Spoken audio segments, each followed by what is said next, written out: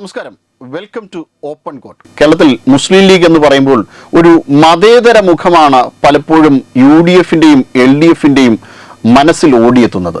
ഒരുപക്ഷെ ഏറിയ കുറു മലയാളികൾക്കും അത്തരത്തിലൊരു സങ്കല്പമാണ് പലപ്പോഴും ഓടിയെത്തുന്നത്.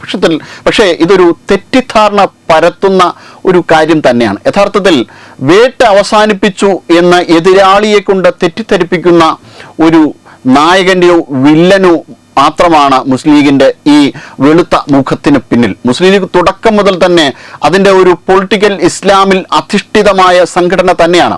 അതായത് 1906 ആഗാഖാൻ രൂപം കൊടുത്ത പിന്നീട് മുഹമ്മദ് അലി ജിന്നയിലൂടെ വളർന്ന ഇന്ത്യ വിഭജനത്തിന് കാരണമായ മുസ്ലിം ലീഗ് തന്നെയാണ് ഇന്ത്യൻ യൂണിയൻ മുസ്ലിം ലീഗ്. അതുതന്നെയാണ് ഇപ്പോൾ കേരളത്തിൽ പ്രവർത്തിക്കുന്നതും. ഇവരെങ്ങനെയാണ് NDF പോലുള്ള ഭീകരവാദ സംഘടനയിൽ നിന്ന് മറ്റൊരു മുഖമായി മാറുന്നത്? ഇവരെങ്ങനെയാണ് പോപ്പുലർ ഫ്രണ്ടിൽ നിന്ന് മാറി നിൽക്കുന്നത്? എങ്ങനെയാണ് STPയിൽ നിന്ന് ഭിന്നമായ ഒരു മുഖം ഇവർക്ക് ഉള്ളതായിട്ട് നമുക്ക് തോന്നുന്നത്? അത് അവരുടെ അഭിനയശേഷി ഒന്നുകൊണ്ട് മാത്രമാണ്, അല്ലെങ്കിൽ അവരുടെ കച്ചവട തന്ത്രം കൊണ്ട് തന്നെയാണ്. ജമാഅത്തെ ഇസ്ലാമി അടക്കമുള്ള ഭീകരവാദി സംഘടനകളുമായി ഇവർക്ക് യാതൊരു തരത്തിലുള്ള വ്യത്യാസവുമില്ല എന്ന് സൂക്ഷിച്ചു നോക്കിയാൽ നമുക്ക് മനസ്സിലാകും. പ്രത്യക്ഷത്തിൽ വിഭിന്നങ്ങളായി തോന്നുന്ന ഇവരെല്ലാവരും തന്നെ ഇവരുടെ സ്വത്വം ഒന്നാണ് എന്നതാണ്. പൊളിറ്റിക്കൽ ഇസ്ലാം തന്നെയാണ് ഇവരുടെ സ്വത്വം എന്നതാണ് നമുക്ക് നിരീക്ഷിക്കുമ്പോൾ അറിയാൻ കഴിയുന്ന വസ്തുത. പക്ഷേ LDFിനും UDFിനും മുസ്ലിം ലീഗ് എന്നാൽ മതേതര സംഘടനയാണ്.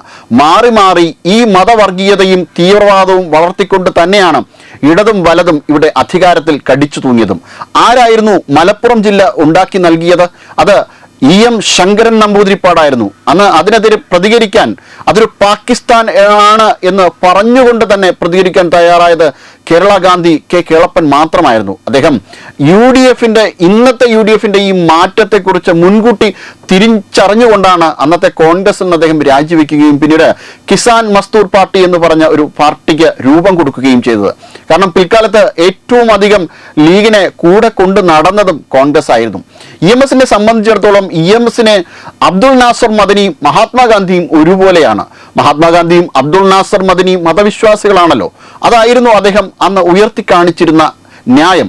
ഇത്തരത്തിൽ മുസ്ലിം ലീഗിനെ എന്ത് വില കൊടുത്തും കൂടെ കൂട്ടുക, കേരളത്തിൻ്റെ ഇരു പാർട്ടികളും ഒപ്പം കൂട്ടുക എന്നൊരു സമീപനം തന്നെയാണ് കേരളത്തിൽ UDFും LDFും പുലർത്തിപ്പോകുന്നത്. പക്ഷെ ഒരു കാലത്ത് കേരളത്തിൻ്റെ തെരുവീഥികളിൽ മുഴങ്ങിക്കേട്ട ഒരു മുദ്രാവാക്യമുണ്ട്. അത് ചെറുതായി ഒന്ന് ഓർമ്മിപ്പിക്കാം. 10 അണയ്ക്കൊരു കത്തി വാങ്ങി കുത്തി വാങ്ങും പാകിസ്ഥാൻ. അല്ലെങ്കിൽ ഉത്തരേന്ത്യയിൽ മുഴങ്ങിക്കേട്ട മറ്റൊരു മുദ്രാവാക്യമുണ്ട്, ലേക്കെ ലഗേ പാകിസ്ഥാൻ ലഗേ രഹേ ഹിന്ദുസ്ഥാൻ. എങ്ങനെയും പാകിസ്ഥാൻ പിടിച്ചു വാങ്ങും എന്ന തരത്തിൽ തന്നെ ആയിരുന്നു കേരളത്തിലും അന്ന് പ്രവർത്തിച്ചിരുന്നത്. ഇന്ന് ഈ മുദ്രാവാക്യത്തിൻ്റെ മലയാളത്തിൻ്റെ പതിപ്പായിരുന്നു 10 അണയ്ക്കൊരു കത്തി വാങ്ങി കുത്തി വാങ്ങും പാകിസ്ഥാൻ. ദക്ഷിണ ഇന്ത്യയിൽ പ്രവർത്തിച്ചിരുന്നതുകൊണ്ട് മാത്രമാണ് അവർക്ക് പാകിസ്ഥാൻ വിഭജനത്തോട് കൂടുതൽ സഹകരിക്കാൻ സാധിക്കാത്തത്.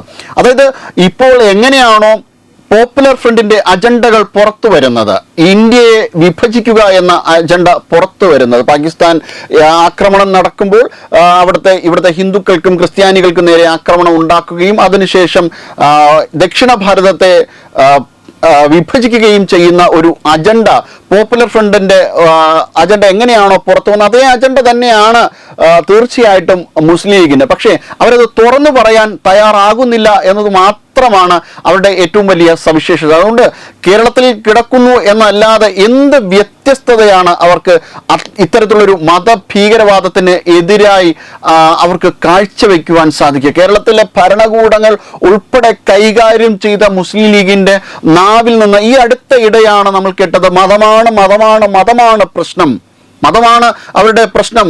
അധികാരത്തിൽ കയറുന്നത് തങ്ങൾക്ക് 9 വർഷക്കാലത്തോളം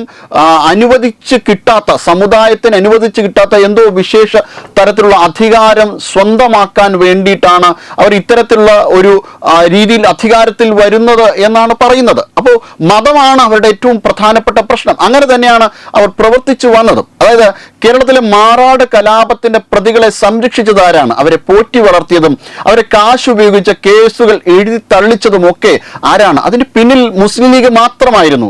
പുറമേ നോക്കുമ്പോൾ മതേതരവാദം പറയുന്നു എന്നത് ഒഴിച്ചു നിർത്തിയാൽ, ഒരു ലെയർ മാറ്റി നോക്കിയാൽ മതി, മുസ്ലിം ലീഗ് എന്താണ് എന്ന് കേരളത്തിന്റെ പൊതുസമൂഹത്തിന് കൃത്യമായി ബോധ്യമാകും. അടിസ്ഥാനപരമായി മുസ്ലിം ലീഗിന്റെ ആദർശം എന്നത് ബോധ്യമാക്കാൻ അത് തന്നെ ധാരാളമാണ്. കേരളത്തിനെ സംബന്ധിച്ചിടത്തോളം ലീഗിന് ഏറ്റവും കൂടുതൽ സ്വാധീനമുള്ള ജില്ലകളിൽ ഒന്ന് കാസർഗോഡാണ്. കേരളത്തിൽ എന്നല്ല, ഇന്ത്യയിൽ ഏറ്റവും കൂടുതൽ മതവർഗീയ കലാപങ്ങൾ ഉണ്ടാകുന്ന ഒരു ജില്ല കാസർഗോഡ് ജില്ലയാണ്. പക്ഷെ ആ കലാപങ്ങളൊന്നും തന്നെ പുറത്തറിയുന്നില്ല എന്നുള്ളതാണ്. വലിയ രീതിയിലുള്ള ഭയാനകമായ രീതിയിലുള്ള ലഹരിക്കടത്തുകളുടെയും അതോടൊപ്പം തന്നെ കള്ളക്കടത്തിൻ്റെയും ഒരു കേന്ദ്രമാണ്. സ്വർണ്ണക്കടത്തിൻ്റെയൊക്കെ ഏറ്റവും പ്രധാനപ്പെട്ട കേന്ദ്രമാണ് കാസർഗോഡ്. 10 വർഷത്തെ കണക്കെടുത്ത് നോക്കിയാൽ ചെറുതും വലുതുമായ അനേകം വർഗീയ കലാപങ്ങൾ കാസർഗോഡ് നടന്നിട്ടുണ്ട്. അപ്പോൾ അത്തരം വർഗീയ കലാപങ്ങളൊക്കെ അന്വേഷിച്ചു പോയാൽ അതിൻ്റെ പിന്നാമ്പുറങ്ങളിൽ എപ്പോഴും സജീവമായ ഒരു പേര് മുസ്ലിം ലീഗിൻ്റെയാണ്. ഇങ്ങനെ കേരളത്തിൻ്റെ സാംസ്കാരിക ലോകത്തിനകത്ത് ജീവിക്കുമ്പോഴും അവരുടെ ഉള്ളിൽ ഒളിപ്പിച്ചു വെച്ച ഒരു ദംഷ്ട്രയുണ്ട്, മതവർഗീയതയുടെ ഭീകരവാദത്തിൻ്റെ ദംഷ്ട്ര. ഒരു പക്ഷേ മണിച്ചിത്രത്താഴിൽ മോഹൻലാൽ പറയും പോലെ മാടമ്പള്ളിയിലെ യഥാർത്ഥ മനോരോഗി അത് നകുലൻ ഉദ്ദേശിക്കും പോലെ ശ്രീദേവിയല്ല, അത് ഗംഗയാണ്. അതുപോലെയാണ് മുസ്ലിം ലീഗ്. കേവലം ഒരു കോഴി ബിരിയാണി കഴിക്കുക എന്ന് കളിയാക്കി വിളിക്കുന്ന ലീഗ് അല്ല യഥാർത്ഥത്തിൽ. അവസരം വരുമ്പോൾ കൃത്യമായി പ്രതികരിക്കാൻ തക്കം പാർത്തിരുന്ന, അതായത് ദാരുൽ ഹറബ് അഥവാ യുദ്ധഭൂമി, അതായത് തങ്ങൾക്ക് യുദ്ധം ചെയ്യേണ്ട ഭൂമി എന്നർത്ഥം. അതായത് ഇസ്ലാമിക നിയമത്തിന് പുറത്തുള്ള ഇടങ്ങളിലൊക്കെയും അവർ ഈ രീതിയിൽ കൂടുതൽ അധികാരാവകാശങ്ങൾ ചോദിച്ചു വാങ്ങുകയോ മറ്റ് ഇതര രാഷ്ട്രീയ പ്രസ്ഥാനങ്ങൾ, ഇവിടെയൊക്കെ പ്രവർത്തിക്കുന്ന രാഷ്ട്രീയ പ്രസ്ഥാനങ്ങളിലേക്ക് ചേക്കേറിയതിനു ശേഷം അവരുടെ ഇടയിൽ നിന്ന് അവർക്കുള്ളിൽ നിന്നുകൊണ്ട് നിയന്ത്രിക്കുന്ന ഒരു സമീപനമാണ് മുസ്ലിം ലീഗ് പുലർത്തി വന്നത്. അത്തരത്തിൽ 5-ാം മന്ത്രി വിവാദമൊക്കെ സജീവമായി ചർച്ച ചെയ്യപ്പെട്ട ഒന്നാണ്. ഇനി അത് ദാരുൽ ഹറബിൽ നിന്ന് ദാരുൽ ഇസ്ലാമിലേക്ക് മാറിയാലോ? അത് യുദ്ധഭൂമിയല്ല, സമാധാനത്തിൻ്റെ ഭൂമിയാണ്. അതിലേക്ക് വരും വരെ കൂടുതൽ സവിശേഷ അവകാശങ്ങൾ ചോദിക്കുകയും പിന്നീട് ഇസ്ലാമിക നിയമത്തിന് കീഴിൽ ഒരു രാജ്യമാകുമ്പോൾ മറ്റൊരു തരത്തിൽ പ്രതികരിക്കാമെന്ന് തക്കം പാർത്തിരിക്കുന്ന ഒരു രൂപവുമുണ്ട് മുസ്ലിം ലീഗിന്. ഹാഗിയ സോഫിയ വിഷയത്തിലൊക്കെയും പാണക്കാട് സാദിഖ് അലി ശിഹാബ് തങ്ങളുടെ അഭിപ്രായങ്ങൾ വളരെ സജീവമായി ചർച്ച ചെയ്യപ്പെട്ടാണ്. അത് തികച്ചും ക്രിസ്ത്യൻ സമൂഹത്തെ കടന്നാക്രമിക്കുന്നതും അതീവമായ വർഗീയ പരാമർശങ്ങൾ നിറഞ്ഞതുമാണ്. ഇത്തരത്തിൽ കേരളത്തിലെ സാമൂഹിക സാംസ്കാരിക പരിസരത്തിൽ മുസ്ലിം ലീഗ് കാണിച്ചു വന്നിരുന്ന മതേതരത്വം ഒരു പുകമറ തന്നെയായിരുന്നു. ഇത്തരത്തിൽ മുസ്ലിം ലീഗിനെ വെള്ളപൂശാൻ ശ്രമിക്കുമ്പോൾ അവർക്ക് ഭയാനകമായ രീതിയിൽ അത് വളമിട്ട് കൊടുക്കുന്ന ഒരു സാഹചര്യമാണ് ഉണ്ടാകുന്നത്. മുസ്ലിം ലീഗ് പതിയിരിക്കുക എന്നതാണ് അവർ ചെയ്യുന്നത്. പൊളിറ്റിക്കൽ ഇസ്ലാമിനപ്പുറം മറ്റൊരു ചിന്ത വച്ചു പുലർത്തുവാൻ മുസ്ലിം ലീഗിന് സാധിക്കില്ല എന്നതാണ് യാഥാർത്ഥ്യം.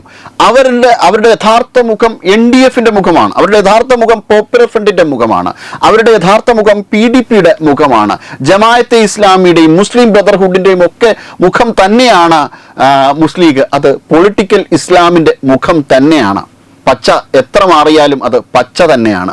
പാകിസ്ഥാന്റെ പച്ചയോ കേരളത്തിന്റെ പച്ചയോ എന്നതല്ല, പച്ച തന്നെയാണ് എന്നതാണ് യാഥാർത്ഥ്യം. Web desk Tatwamayi news.